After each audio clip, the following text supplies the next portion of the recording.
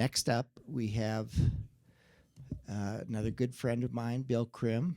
I've known Bill for 20-some years, and he's he's moved up in the world since since back then. He's now CEO of United Way, and he's transformed that organization, United Way of Salt Lake. He's transformed it from an organization that collects money and distributes it to an organization that makes partnerships in order to impact our communities. His dream is to create a world where the cycle of poverty no longer exists and where every child in America has the opportunity to reach his full potential. Bill's also a baseball fan, Cubs fan.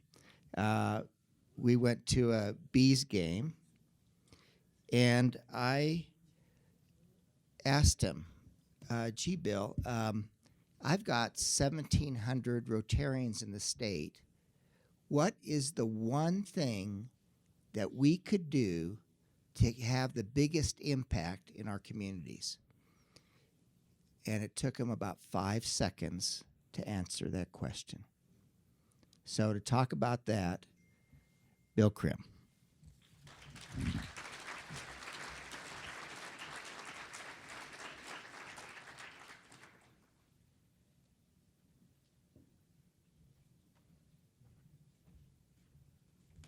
this water?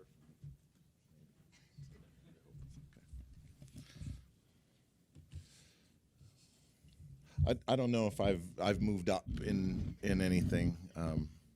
I'm a baseball fan. I'm a Cubs fan also,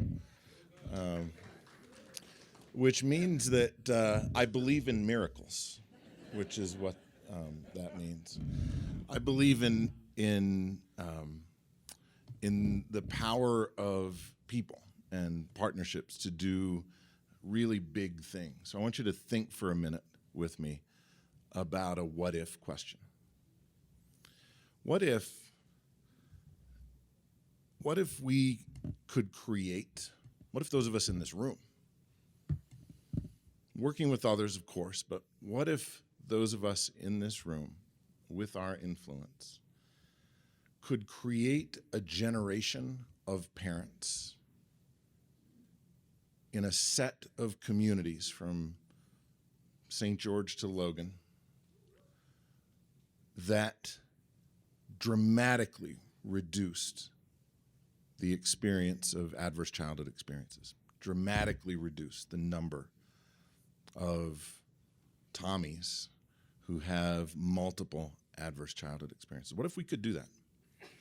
What if we could help create a generation of adults that was well educated enough to have a stable job, to not have the stress of poverty, to have sufficient education to be able to access, our healthcare system and all the resources in a better community that's well functioning, where the resources that are available to most of us are available to all of us. What if we could do that? What if the ultimate prevention was actually within our reach? Wouldn't that be awesome? I actually believe that we could do that. And I think you're the example of this. I want to come back to in a second why I think that, but let me tell you that there are about 650,000 school-age children in Utah. And about half of them are not proficient in language arts, which is a jargony way of saying that they don't read on grade level.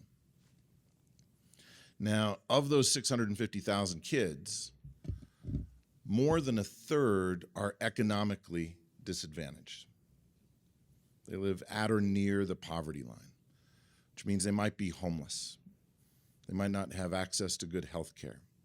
Their parents might be working multiple jobs, or their parents might be in jail. They are the kids who are racking up adverse childhood experiences every day. And those kids, only 1 in 3 is reading on grade level. 2/3 of them are struggling. Now, if you're not reading on grade level, it is pretty hard to be doing anything else on grade level. It is pretty hard to be preparing for college or post-secondary education. It is pretty hard to be graduating from high school on time. It's definitely not likely that you're going to graduate from college or from a post-secondary degree. So that's a pretty complicated problem. It's a pretty big problem when you think about the scale of it. We're talking about hundreds of thousands of kids. And for those in poverty, the complexity of that is super massive. I'm familiar with ACE's research, but I just learned a ton about the science behind it. I just learned a ton about the complexity of that. And when you step outside of that science and you start to look at the environment that kids live in and the complexity of educating those kids, of putting a teacher in every classroom that can connect with those kids, of making sure that every one of those kids has an adult in their life that believes in them, that listens to them, that reads to them. That is some complex work. But look around the room for a minute. Notice across the table, look behind you. Don't be overwhelmed. This is the group that essentially has eradicated polio. That's amazing, right? This is the group that believed, figuratively, that the Cubs could win the World Series, right? This is the group that did something that big, right? Why couldn't we make sure that every kid in Utah is reading on grade level? Why couldn't we make sure that because they're reading on grade level, they're proficient in math? Why couldn't we make sure that they graduate from high school prepared for post-secondary education and that they enter adulthood with the resources that they need and the education they need to be the parents they need to be and the parents that their kids need them to be? Why couldn't we do that? We could.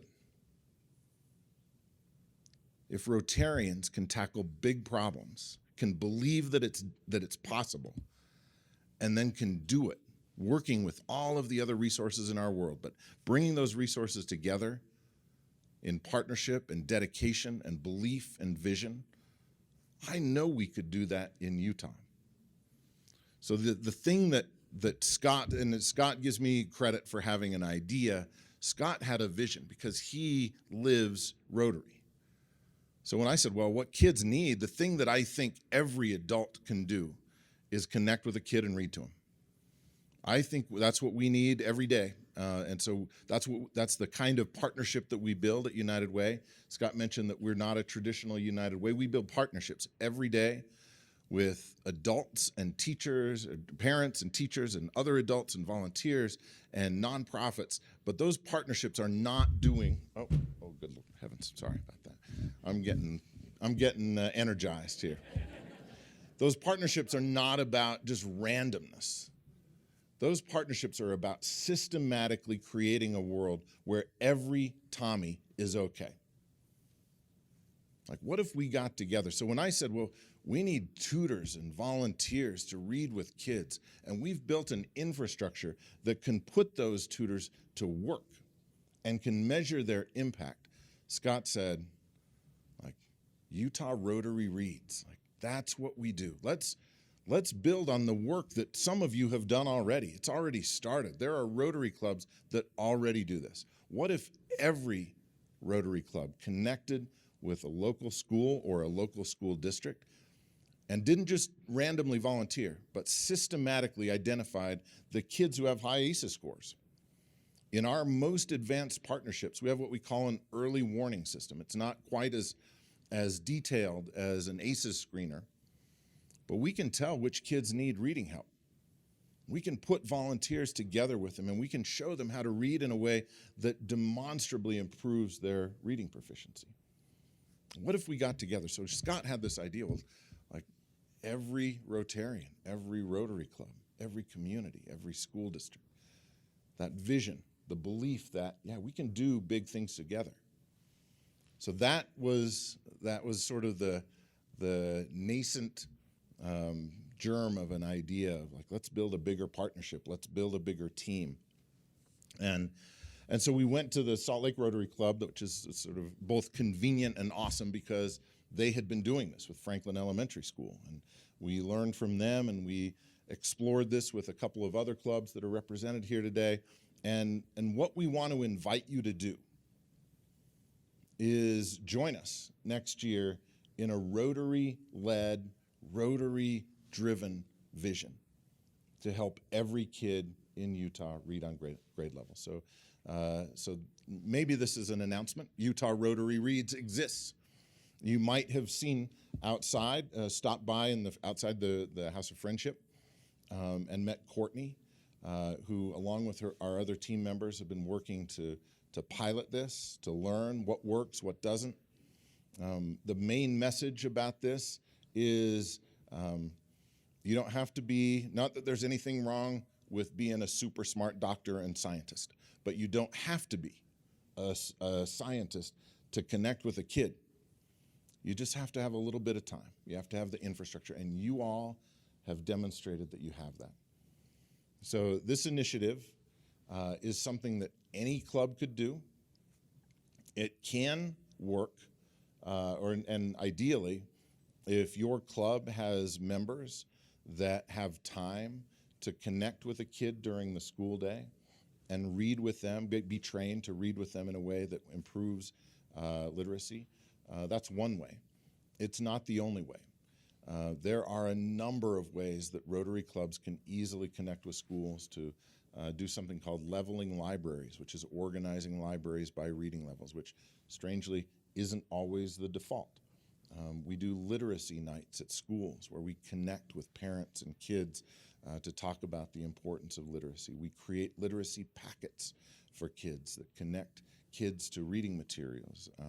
The list goes on and on. There's no shortage of good ideas for helping kids read on grade level.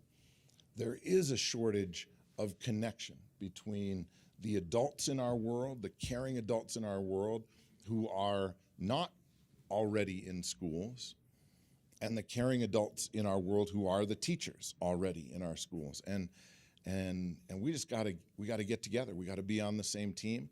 And that's what United Way does, is we build that infrastructure to bring people together, but the team isn't big enough. And Utah Rotary Reads represents what could be a dramatic expansion in that team. Imagine a world where every single kid in our state, regardless of where they live, regardless of the color of their skin, regardless of where they started, regardless of their ACEs score, has a caring adult that believes in them, that listens to them, that reads with them, that helps them read on grade level. Imagine the world where every one of those kids fulfills their potential, lives out their dreams, does so in a way that they can give that to their own kids. That is within our reach. That is absolutely, and maybe more predictably done than winning the World Series if you're the Cubs. Like, it's absolutely doable. So I'm excited to be part of this idea. I'm excited that Scott had this vision. Very grateful that United Way has gotten to learn more about the Rotary world, because it inspires us to know that there are so many people who believe big things can be done and have shown that you can do it. Thank you so much for being part of that and for inspiring us and for hopefully being willing to visit the table outside the House of Friendship. It's easy to sign up there, and we can follow up and talk about sort of a customized way to approach this. We would listen to sort of how your club operates, look for ways to connect in the most efficient way. If you don't have a chance to do that, you can simply send an email to volunteer@uw.org, and we'll look forward to working with you. Thank you all so much.